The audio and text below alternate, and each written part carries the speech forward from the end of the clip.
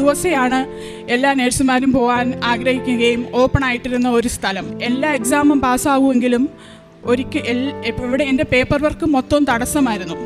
അങ്ങനെ കഴിഞ്ഞ വർഷത്തെ ഉടമ്പടി പങ്കെടുത്തപ്പം അച്ഛൻ്റെ അടുത്ത് ഞാൻ ചെന്നപ്പോൾ എനിക്ക് പെട്ടെന്ന് വന്നത്, അച്ഛാ ലാസ്റ്റ് 18 years ഞാൻ US വേണ്ടി ട്രൈ ചെയ്യുന്നു, പക്ഷേ നടക്കുന്നില്ല, എനിക്കറിയത്തില്ല. അച്ഛൻ എന്നെ ഒന്ന് നോക്കി, ഇങ്ങനെ നോക്കിയിട്ട് തോന്നു, കണ്ണടച്ച് ഇങ്ങനെ കാണിക്കുക മാത്രമേ ചെയ്തുള്ളൂ.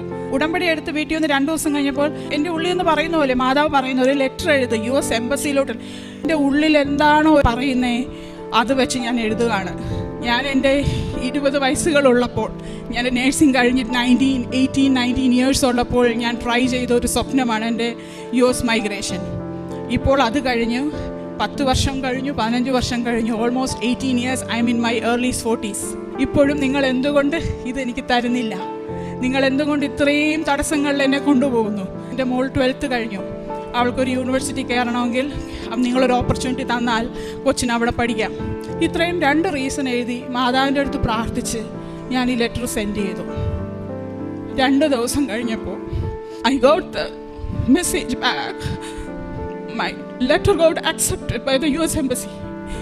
അത് അക്സെപ്റ്റ് ചെയ്യുകയും എനിക്ക് ഇൻ്റർവ്യൂ എത്രയും പെട്ടെന്ന് തരാൻ വേണ്ടിയിട്ട് US എംബസിയിലോട്ട് അവർ എൻ്റെ പേപ്പർ വർക്ക് അയക്കുകയും ചെയ്തു. എനിക്കൊരു ടൈം മെഷീനിൽ കയറിയിരിക്കുന്ന ഫീലായിരുന്നു. പിന്നെ ഓരോ ആഴ്ചകളുടെ വ്യത്യാസത്തിൽ മെഡിക്കൽ വരുന്നു, ഇൻ്റർവ്യൂ വരുന്നു. എൻ്റെ ഉടമ്പടി തീരുന്നതിന് 90 ദിവസത്തിന് മുൻപായിട്ട് എനിക്കും എൻ്റെ ഹസ്ബൻഡും എൻ്റെ പിള്ളേർക്കും US ഗ്രീൻ കാർഡ് അപ്രൂവായി ഞങ്ങളുടെ വീട്ടിൽ വന്നു. എൻ്റെ മാതാവ് എൻ്റെ മുന്നിൽ കൂടെ നടന്ന് എന്നെ ആ രാജ്യത്ത് കൊണ്ടുപോവുകയായിരുന്നു.